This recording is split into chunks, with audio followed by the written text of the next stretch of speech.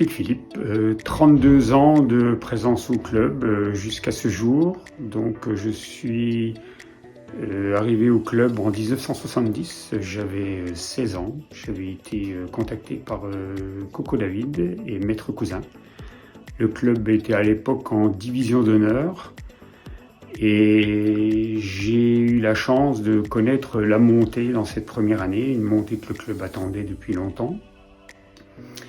J'ai joué une première année en D3 et j'ai arrêté pendant 2 ans à cause de mes études en éducation physique.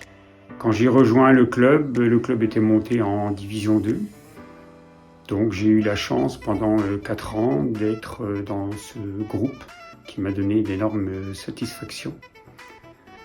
Et puis j'ai connu aussi, après tous ces grands moments, les moments douloureux, difficiles, d'une lente chute depuis la D3 jusqu'à la D4. J'étais donc 12 ans joueur au club et depuis une vingtaine d'années, je suis responsable de l'école de football du SAS Épinal. Ma carrière de footballeur avait démarré à Vanier où j'ai été lauréat du concours du plus jeune footballeur en 1967. Et j'ai eu la chance aussi d'être international universitaire et d'avoir participé à la Coupe du Monde en Uruguay. Parallèlement, j'ai passé des diplômes d'éducateur et j'ai un DEF.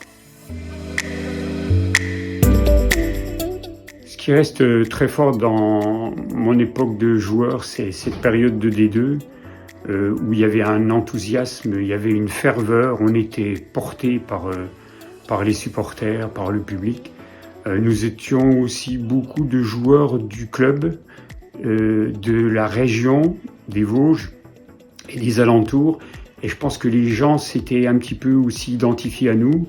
Et nous, on se reconnaissait dans ce public qui nous supportait. Il y avait un enthousiasme, il y avait une reconnaissance qui était assez extraordinaire. On n'avait pas besoin de motivation.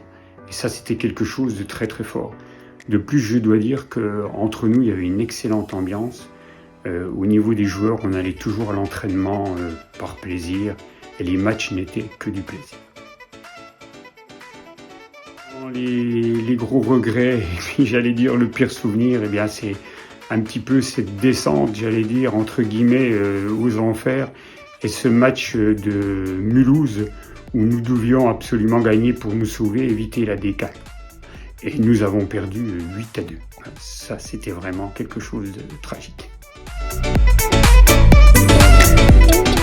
Un match qui m'a particulièrement marqué durant cette période, c'était un fameux match contre Besançon où nous jouions la première place. Un match qui était fait devant plus de 6000 personnes, qui étaient très enthousiastes, un résultat de 4-4, qui pour moi restera vraiment un des grands matchs de notre période. Moi, le SAS, c'est déjà 30 ans de vie, c'est un peu de ma vie, c'est un peu de ma famille aussi parce que j'ai énormément d'amis et ce que je trouve extraordinaire, c'est que il y a toujours cette fidélité de gens qui sont là, qu'ils soient éducateurs, dirigeants, bénévoles, qui œuvrent le plus possible pour le renom de la ville, pour la passion du sport et puis pour partager.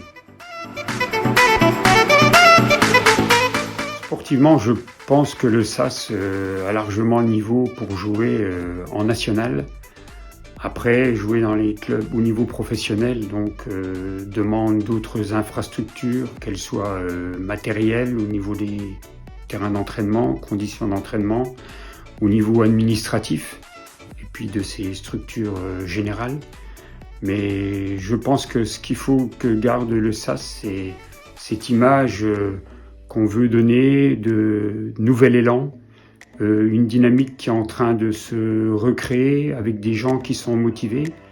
Et je pense que le club a besoin aussi de s'occuper de tous, quel que soit leur niveau, depuis les plus jeunes, pour amener bien sûr le maximum pour l'équipe première.